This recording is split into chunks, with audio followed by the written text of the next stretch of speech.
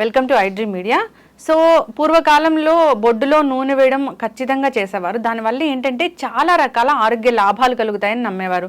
ఇక కొన్ని రోజులు గడిచాక దాన్ని పాటించడం లేదు, అనారోగ్య సమస్యలు వెంటాడుతూనే ఉన్నాయి. అయితే బొడ్డులో నూనె వేయడం వెనుకున్న సైంటిఫిక్ రీజన్ ఏంటి, మరి ఏ ఆయిల్స్ వేస్తే ఎలాంటి అనారోగ్య సమస్యలకు చెక్ పెట్టవచ్చు, వివరాలు తెలుసుకుందాం. ఈరోజు మనతో పాటు ఉన్నారు ప్రముఖ vegetable therapist and sun spiritual society founder Vikramaditya Guruji గారు. గురుగారు నమస్కారం అండి. సూర్యోస్మి తల్లి. గురూజీ, అంటే మనం పూర్వకాలంలో ఒకప్పుడు పాటించి మర్చిపోయినవి వాటిని సైంటిఫిక్ రీజన్స్తో పాటు చెప్తూ ఉన్నారు. అయితే ఈ బొడ్డులో నూనె వేయడం అనేది మనం జనరల్గా ఒక 5-6 ఏళ్ళ పిల్లల వరకు చేస్తాం, అలాగా తర్వాత మర్చిపోతారు. ఇప్పుడైతే అసలు పూర్తిగా మర్చిపోయారు. సో అసలు ఎందుకు బొడ్డులో నూనె అనేది ఎందుకు వేయాలి, ఆ పద్ధతిని ఎందుకు పాటించాలి, ఏ ఆయిల్స్ యూస్ చేస్తే ఎలాంటి ఆరోగ్య లాభాలు కలుగుతాయి? అంటే అది కేవలం బొడ్డులో నూనె ఒక్కటే కాదమ్మా. అంటే చివరికి మిగిలింది అది బొడ్డులో నూనె వరకు వచ్చి ఆగాం. కనీసం అదన్నా గుర్తుంది. మామూలుగా ఏంటంటే మనకి పండగల్లో మీకు తలంటు స్నానం చేయించేటప్పుడు పండగలకి, ముఖ్యంగా పండగలకి, మామూలుగా అయితే రెగ్యులర్గా వారానికి ఒకసారి తైలాభ్యంగన స్నానం అనేది మనకి ఆరోగ్యాన్ని, ఐశ్వర్యాన్ని రెండింటిని కూడా ఇస్తారు. అలక్ష్మీ దోష పరిహారార్థం తైలాభ్యాంగన స్నానం అంటారు. అలక్ష్మి అంటే ఏంటి? లక్ష్మి కాని లక్ష్మీదేవి ఎన్ని రకాలుగా ఉంది? ధనలక్ష్మి, ధైర్యలక్ష్మి, ఆరోగ్యలక్ష్మి, సంతానలక్ష్మి, ధాన్యలక్ష్మి, జయలక్ష్మి, ఇలా అంటే ఎన్ని రకాల లక్ష్ములు అయితే ఉన్నాయో ఆ లక్ష్మిలు అన్నీ ఉండాలి అంటే ముందు మనకి అలక్ష్మి, మనలో ఉన్నటువంటి జ్యేష్ఠాదేవి, బద్ధకం, కోపము, చిరాకు, ఇవన్నీ కూడా వెళ్ళిపోవడానికి వారానికి ఒక రోజు మనకి ఈ తైలాభ్యాంగన స్నానం ఉండేది.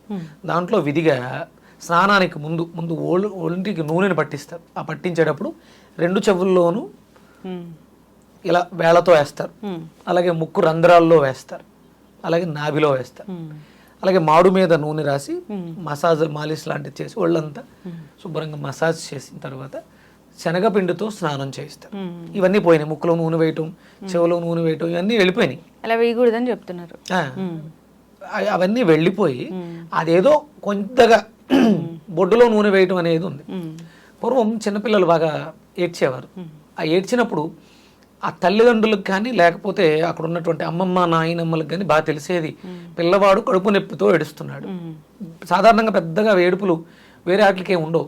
కడుపు నొప్పి వస్తేనే ఏడుస్తారు, తట్టుకోలేనంత నొప్పి వస్తుంది కాబట్టి అప్పుడు తమలపాకుకి ఆముదం రాసి దాన్ని, అంటే గోరువెచ్చగా ఉండాలి, వేడిని కూడా తట్టుకోలేడు కాబట్టి, ఆ పసిబిడ్డ వేడిని తట్టుకోలేదు కాబట్టి దాన్ని ఒక మట్టి మూకుడు మీద పెట్టి ఆ వేడికి, అంటే ఆకు కాలిపోకూడదు, వెచ్చగా అవ్వాలి, ఆముదం అనేది వేడెక్కాలి, అంతగా పెట్టి అందుకని ఆకు రాసేవారు. దాన్ని తీసుకొచ్చి పొట్ట మీద వేస్తే కాసేపటికి వాడికి ఆ వేడి వల్ల, వామ్నెస్ వల్ల కడుపు నొప్పి తగ్గడం, తర్వాత ఈ క్యాస్టర్ ఆయిల్లో, ఆముదంలో ఉన్నటువంటి యాంటీబ్యాక్టీరియల్ ఎఫెక్ట్ ఏదైతే ఉందో అది నాభి ద్వారా, అంటే మన శరీరంలో వాయువులు, అపాన వాయువు, వ్యాన, ఉదాన, సమాన వాయువులు ఉంటాయి కదా, వాయువులు ప్రకోపం చెందడం ద్వారా పొట్టలో ఆ నొప్పి వచ్చింది. అది ఎప్పుడైతే ఆముదం వేయడం జరిగిందో ఆటోమేటిక్గా మోషన్ అవ్వడం కానీ, లేకపోతే కింద నుంచో పైనుంచో ఆ గాలి వెళ్ళిపోవడం కానీ జరగడం ద్వారా వాడికి ఉపశమనం వచ్చింది. ఇది అక్కడి నుంచి అది పూర్తిగా కనుమరుగైపోయింది. ప్రతి వాళ్ళ ఇళ్లలోనూ పూర్వం వేప నూనె ఉండేది, ఆవాల నూనె ఉండేది, నువ్వుల నూనె ఉండేది, వేరుశనగ నూనె ఉండేది, అంటే గానుగ నూనె, ఇలా కొన్ని రకాల నూనెలన్నీ ఉండేవి. సందర్భానుసారం సీజన్ మారినప్పుడల్లా ఒక్కొక్క నూనెని ఒక్కొక్క విధంగా వాడుకుంటూ, మ్యాక్సిమం మనకి చూడండి ఇళ్లలో ఆముదం దీపం పెడతారు, చదువు బాగా వస్తుంది, కళ్ళకి మంచి. ఆముదం దీపం చదువుకునే వాళ్ళ పిల్లల్లో కంపల్సరీ పెట్టాలి. పూర్వం ఉండేది అది. అంటే దీపం అంటే దేవుడి దగ్గర పెడతారు. దేవుడు అయితే ఇప్పుడు దేవుడు సర్వాంతర్యామమ్మ. ఇందులో ప్రస్థానంగా మనకి ఈశాన్యం మూల పెట్టడం అనేది, అంటే ఈశాన్యం ఈశ్వర స్థానం మంచిది అని అక్కడ ఒక మందిరాన్ని ఏర్పాటు చేసుకుని అక్కడ దీపం పెట్టడం. అంటే సాధారణంగా మనకి ఉత్తరం నుంచి ఎంటర్ అవటం, తూర్పు నుంచి ఎంటర్ అవడం ఎక్కువగా ఉండేవి. అప్పుడు ఏమవుతాయి, ఇవి ఈశాన్యం అంటే దానికి దగ్గరగానే ఉంటాయి తూర్పు డోర్లకి. అంటే బయట నుంచి ఎలాంటి సూక్ష్మ క్రిమి, చెడు కూడా రాకుండా ఉంటుంది ఆ దీపం పెట్టడం వల్ల. ఇప్పుడు సూర్యోదయానికి పూర్వం నిద్ర లేసినప్పుడు పెడతారు దీపం, సూర్యాస్తమయం దగ్గరలో పెడతారు. చీకటి పడుతుందన్నప్పుడు దీపం పెడతారు. చీకటి నుంచి మనం త్వరగా లేచాం, సూర్యోదయం అవడానికి ముందు పెడతారు. ఇవి రెండూ కూడా మనకి దారిని చూపిస్తాయి. దీపం ఏం చేస్తుంది? దారిని చూపిస్తుంది. అందులో ఆ ఒక్కొక్క అంటే అప్పుడు ఆవు నెయ్యితో దీపం పెడితే ఒక ఫలితం, నువ్వుల నూనెతో పెడితే ఒక ఫలితం, కొబ్బరి నూనెతో పెడితే ఒక ఫలితం, ఇలా ఒక్కొక్క దానికి ఒకటి. అలాగే చదువుకుంటున్నటువంటి పిల్లలు ఆవుదం దీపం పెట్టడం ద్వారా దాంట్లోంచి వచ్చే కాంతి వాళ్ళ కళ్ళకి మంచి చేసి చదివింది మెదడుకి అందచేస్తుంది. ఆ మెదడులో నిక్షిప్తమైన దానివల్ల చదువు బాగా వస్తుంది. ఇది గణపతికి ప్రీతికరంగా పెట్టడం, ఇలాంటివన్నీ ఉన్నాయి. మరి ఇవే నూనెలు దీపం పెట్టడం ద్వారా ఫలితాలను వచ్చినాయి. ఇక్కడ నావేంటి? అగ్ని. దీంట్లో వేయడం ద్వారా అంటే ఆ దీపం అంటించాం అనుకుందాం, వేడి చేసి బొడ్డులో నాభిలో వేసాం. అప్పుడు లోపల జరగాల్సిన క్రియలు ఏమున్నాయి? ఇవన్నీ అయిపోయి ఉన్నాయి. చక్రం బ్లాక్ అయిపోయింది, అయిపోయింది. దానివల్ల సమస్యలు వస్తున్నాయి. మనిషి జీవితం అంతా కూడా మణిపూరక చక్రం మీద ఆధారపడి ఉంటుంది. ఆ చక్రం బ్లాక్ అయిందా, లేకపోతే మనకి రెండు కండిషన్స్లో ఉంటుంది. అయితే డిప్లేషను, లేకపోతే కంజెషన్. తక్కువగా ఉంది ఎనర్జీ, బలహీనంగా ఉంటుంది చక్రం, అంటే అరుగుదల వ్యవస్థ పనిచేయదు.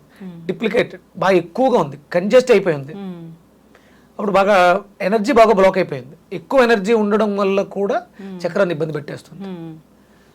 దానివల్ల కూడా సమస్యలు, అంటే విపరీతంగా ఆకలేసేయడం కానీ, ఎక్కువ తినేయడం కానీ ఓవర్గా జరుగుతుంటుంది ప్రతిదీ. అది సర్వత్రా వర్జిత్ అన్నారు. శక్తి లేకపోవడము ప్రమాదమే, శక్తి ఎక్కువైపోవడం కూడా ప్రమాదం. ఎంత ఉండాలో అంతలో ఉండడం కోసం మనం ఈ లూబ్రికెంట్, ఇప్పుడు మనకు షట్టర్లు డోర్లు ఇవన్నీ ఉంటాయమ్మా, సరిగ్గా మూవ్ అవ్వట్లేదు, సౌండ్స్ వస్తున్నాయి, ఏం చేస్తాం? ఏదో ఒక లూబ్రికెంట్, మీకు గ్రీజ్ లాంటిది పెడతాం. ఇక్కడ ఇది కూడా ఒక వ్యవస్థ కాబట్టి సమస్య వచ్చింది కాబట్టి ఇప్పుడు మనం మాట్లాడుతాం. మామూలుగా ఆరోగ్యంగా ఉంటే రెగ్యులర్గా ప్రతిరోజు చేస్తే దీని గురించి మనం ప్రత్యేకంగా మాట్లాడుకోకట్లేదు. ఏ ఆయిల్ వేస్తే ఎలాంటి ఆరోగ్య లాభాలు కలుగుతాయంటే, అంటే ఇప్పుడు ఒక్కొక్క ఆయిల్కి ఒక్కొక్క గుణం ఉంది. మనకి ఆముదం తీసుకుందాం, క్యాస్టర్ ఆయిల్, కడుపు నొప్పి తగ్గుతుంది. ఎందువల్ల? మన కడుపు నొప్పి ఎందుకు వస్తుంది? వాయువుల ప్రకోపం, వాతం పెరగటం వల్ల వస్తుంది. దాని నుంచి ఒకటే బ్లోటింగ్ ఉంది, కడుపు ఉబ్బరంగా ఉంది అన్నప్పుడు మనం ఆముదాన్ని వేడి చేసి నైట్ పడుకునేటప్పుడు బొడ్డులో ఒక 2 చుక్కలు వేసి శుభ్రంగా మసాజ్ చేసుకుని పడుకుంటే ఈ వాతం వల్ల వచ్చినటువంటి కడుపు నొప్పులు, మీకు లేడీస్లో మెన్సెస్ పెయిన్స్, వీటికి అద్భుతంగా పనిచేస్తుంది. అలాగే ఇప్పుడు నువ్వుల నూనె ఉంది. నువ్వులలో ఉండేది ఏంటి? కాల్షియం. కాల్షియం డెఫిషియన్సీ వల్ల వచ్చే ప్రాబ్లమ్స్ ఏంటి? పెయిన్స్, మోకాళ్ళ నొప్పులు, జాయింట్ పెయిన్స్ ఇలాంటివి వస్తాయి. అంటే నువ్వుల నూనెని వేడి చేసి బొడ్డులో వేసి మసాజ్ చేయడం ద్వారా ఏం తగ్గుతుంది? పెయిన్ రిలీఫ్ ఆయిల్ అది. ఇప్పుడు మీకు ఫెర్టిలిటీ ప్రాబ్లమ్స్ బాగా ఎక్కువగా, స్త్రీలలో అండవృద్ధి లేదు. మీకు కొబ్బరికాయని తీసుకోండి, కొబ్బరికాయ మధ్యలో హాలో ఉంటుంది, ముందు వాటర్ ఉంటుంది, తర్వాత అదే వాటరు లోపల ఉన్నటువంటి మొత్తం ఆ పదార్థం, తెల్లటి పదార్థం కూడా, కొబ్బరి కూడా మీకు పువ్వుగా మారిపోతుంది. తర్వాత అదే మళ్ళీ జీవాన్ని తీసుకొని మొలకెత్తుతుంది. అంటే ఇది పిండోత్పత్తికి దోహదం చేస్తుంది. కొబ్బరి నూనె బొడ్డులో వేసుకుంటే ఫెర్టిలిటీ సమస్య నుంచి బయటపడేస్తుంది. మీకు అక్కడ లాజిక్ చూడండి. ఇప్పుడు నువ్వులలో హాలో ఉండదు. పప్పాయిని సూచిస్తారు, పప్పాయి కూడా హాలో ఉంటుంది, దాంట్లో గింజలు ఉంటాయి, అది మొలకెత్తడానికి. అంటే చాలా సింబాలిక్ గా చెప్పారు. ఇదంతా పూర్వులు మనకి చెప్పినటువంటి. కొబ్బరిలో కూడా ఆ ఫెర్టిలిటీకి సంబంధించి లోపల నీరు, మీకు ఊంబులో ఏముంటుంది? జలం ఉంటుంది. ఆ జలంలో పిండం అభివృద్ధి చెందుతుంది. కొబ్బరిలో ఉండేది ఫస్ట్ లేతగా ఉన్నప్పుడు జలం ఉంది, తర్వాత అది కొబ్బరిగా పరిణామం తీసుకుంది. అంటే మీ యూట్రస్ లో దాన్ని ఏమంటారు? ఎండోమెట్రియోసిస్, మెత్తటి పొర, దాన్ని అంటిపెట్టుకుని పిండం డెవలప్ చెందింది. ఆ వాటర్ అందులో ఉన్నటువంటి కణం వృద్ధి చెంది పిండంగా పెరిగింది.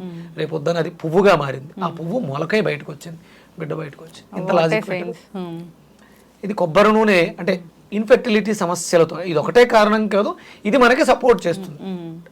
చాలా వరకు మనకి hormonal imbalance, vitamin D deficiencies, వీటిలన్నింటినీ కొంచెం కూడా మనకి ఈ కొబ్బరి నూనె నాభిలో వేసుకోవడం ద్వారా మసాజ్ చేసుకుంటాం. రెగ్యులర్గా చేయాలి. ఏదో ఒక రోజు వేసేస్తే అయిపోయింది కాదు. రెగ్యులర్గా మనకు సమస్య ఉంది, మీకు మెన్సెస్ టైంలో పీరియడ్స్లో పెయిన్స్ వస్తున్నాయి, లేకపోతే హెవీ బ్లీడ్ అవుతుంది, మీరు రెగ్యులర్గా రోజు విడిచి రోజు ఒక రోజు ఆముదం వేసుకోవచ్చు, ఒక రోజు కొబ్బరి నూనె. దీనివల్ల వచ్చిన ప్రమాదం ఏమీ లేదు. న్యాచురల్, కెమికల్ కాకుండా బయట మీరు సొంతంగా తయారు చేయించుకున్నటువంటి. అంటే ఆముదాన్ని సాధారణంగా ఎవరు కూడా పొల్యూట్ చేయరు, దాన్ని మనకి ఆ ప్రాబ్లం లేదు. కొబ్బరి నూనె అయితే మనకి డబ్బాల్లో బాటిల్స్లో వచ్చేదైతే కెమికల్ అయి ఉండొచ్చు.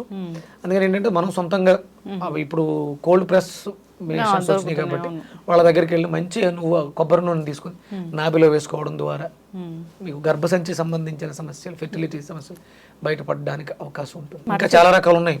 ఆల్మండ్ ఆయిల్ ఉంది. ఇవన్నీ కూడా అంటే కొంచెం బ్రెయిన్ కి సంబంధించి ఆల్మండ్ వేసుకోవడం వల్ల, రోజ్మేరీ ఆయిల్స్ అని, పెప్మెంట్ ఆయిల్స్ అని చాలా రకాలు ఉన్నాయి.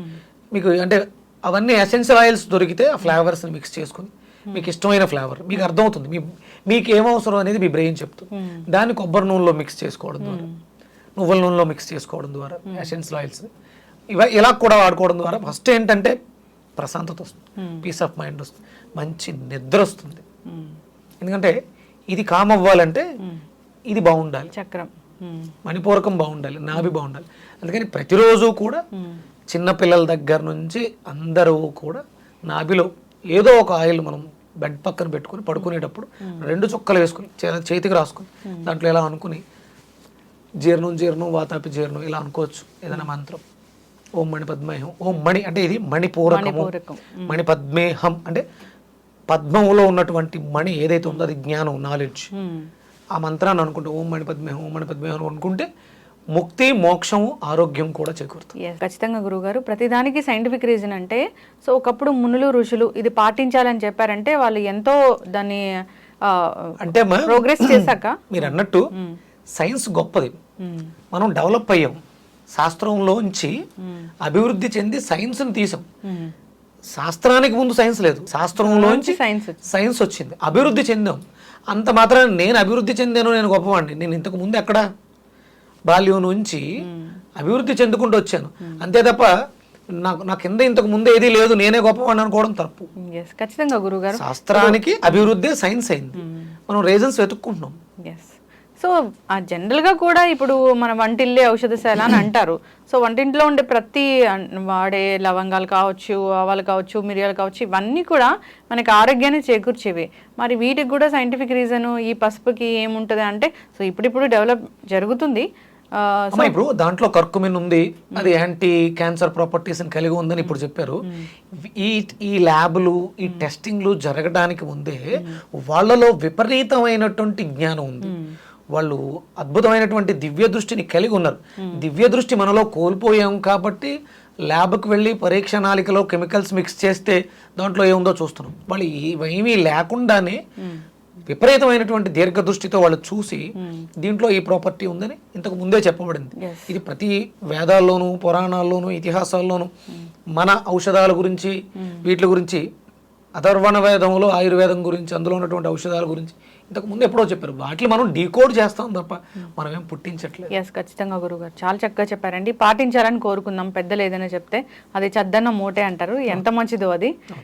మళ్ళీ చద్దన్నం అంటే గుర్తు చేసుకోవాల్సిందే, అది ఇప్పుడు వేరే ఇతర దేశాల్లో అయితే అది మంచి ప్రోబయోటిక్ అయిపోయింది. సో ఖచ్చితంగా గురుగారు చాలా చక్కటి ఇన్ఫర్మేషన్ అండి, ధన్యవాదాలు. సూర్యస్మిత.